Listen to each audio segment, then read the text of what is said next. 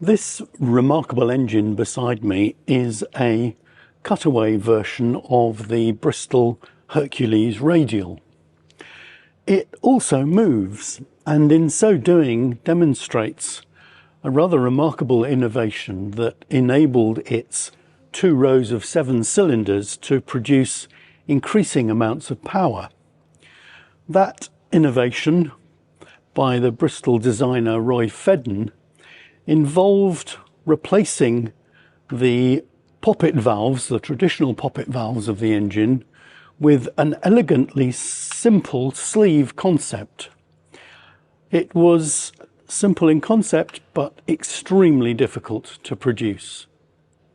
The normal method for getting air in and exhaust out of a piston engine involves spring-loaded valves driven by cams. As engines got larger and more powerful, with an ever-increasing number of pistons, the complexity of the inlet and exhaust systems also grew, with an inevitable impact on reliability.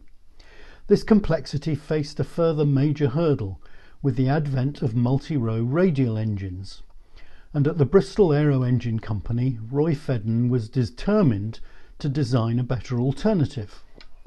The sleeve valve concept that he and his team eventually perfected was remarkably simple in theory, but difficult to achieve in practice. It involved positioning a metal sleeve between each piston and its cylinder. The sleeve contained a number of holes or ports, which aligned with the relevant inlet and outlet ports in the cylinder wall. A gear-driven crank moved the sleeve both linearly and rotationally to align the ports correctly during the piston firing cycle. The challenges in actually building this elegant solution were many. The principal ones involved finding the right alloy out of which to construct the sleeves, and also the means by which to make them perfectly round, which was eventually achieved using a centrifugal casting technique. Fedden and his team persevered.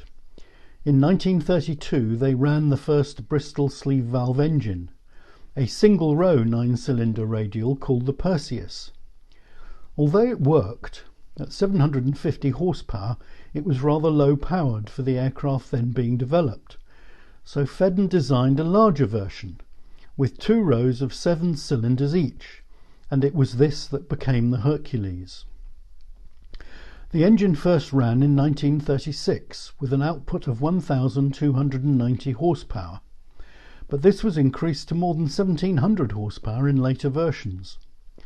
It was selected for a variety of military aircraft, including the Stirling and Halifax bombers and the Bristol Beaufighter. At Brooklands, Vickers decided to replace the earlier, conventionally valved Bristol Pegasus radial on later versions of the Wellington bomber with the Hercules.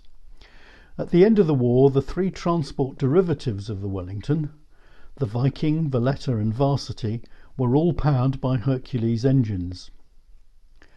Roy Fedden designed one further sleeve valve aero engine, the huge 18-cylinder 2,520 horsepower Centaurus Radial. This 54-litre engine was fitted to several versions of the Vickers Warwick, as well as a number of fighters and post-war airliners. But wartime had seen the development of the much simpler and ultimately more powerful gas turbine, and the Centaurus represented the end of the era of large pistoned aero engines.